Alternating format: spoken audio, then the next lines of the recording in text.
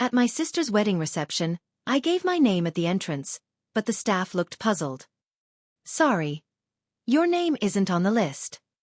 Stunned, I turned to my mother and asked. She smirked and said, Did you really think you were invited? Strangers aren't allowed. I smiled calmly and replied, Then I'll live like a stranger. And I walked away. But during the ceremony, my mother's phone wouldn't stop ringing. At my sister's wedding reception, I gave my name, but the staff seemed confused. Sorry, your name isn't on the list, they said. Shocked, I turned to my mother. She smirked. Did you really think you were invited? Strangers aren't allowed. I smiled calmly. Then I'll live like a stranger. I walked away. But during the ceremony, my mother's phone wouldn't stop ringing. My name is Mary Wilson, and I'm a nurse at a general hospital in northern Chicago. The city view from the hospital windows changes with each season. I especially love the winter snow, when pure white blankets the city, making the world seem a little kinder. Today, after a 12-hour shift, I dragged my tired body back to my apartment. Opening the door, I saw a small shelf with my father's photo.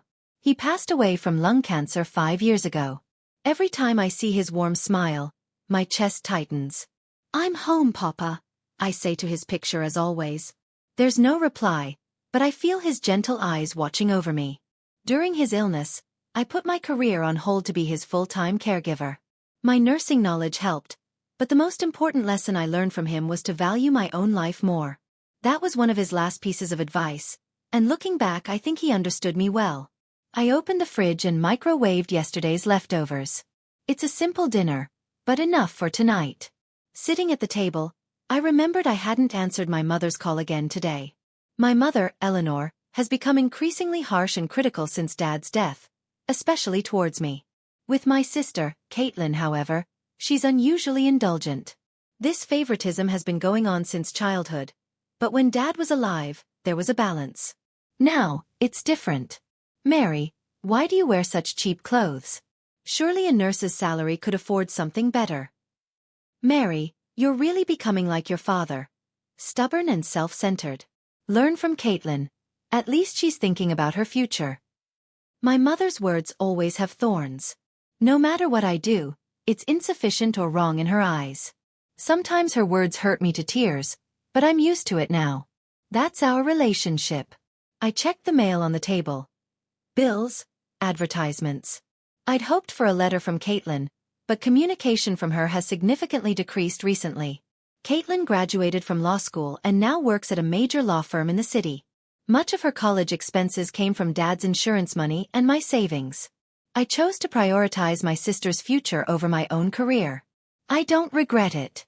I want Caitlin to have a wonderful life, and she's making that happen. A few months ago, I heard Caitlin got engaged to Ryan Johnson, a lawyer at the same firm. I didn't hear it directly, but through a phone call from Mom. Caitlin is engaged to Ryan. Isn't it wonderful? He's a graduate from a top university, a promising young lawyer, the first success story in our family. Mother's words carried an unspoken message. Not you. In her eyes, I'm just a nurse. I'm not successful. Since the engagement news, I've heard wedding preparations are underway. However, I haven't received an invitation. At first, I thought it might be a mail delay, but as days passed, my anxiety grew. As family, I should naturally be invited, or so I wanted to believe. Mary, she's busy. Wedding preparations are demanding, you know, was Mother's response when I finally mustered the courage to call and ask last week. I can't reach Caitlin herself. Messages or calls from her are rare. I tell myself it's because she's busy. I picked up my smartphone and looked at the last text from Caitlin. It was from 3 months ago. Thank you, Mary. I was really happy. Ryan also liked your present. Let's meet soon. Since then, soon has never arrived. Strangely, I've built a good relationship with Ryan's family, especially his mother, Barbara, whom I met by chance through a mutual acquaintance and hit it off with. Barbara is a former nurse who now works for a healthcare-related non-profit. We share an interest in medicine and occasionally chat over tea. Mary, you're truly a thoughtful person. Caitlin always says she's proud of you, Barbara once said. I was a bit surprised, but it was reassuring to think Caitlin talks about me, and seems to say nice things.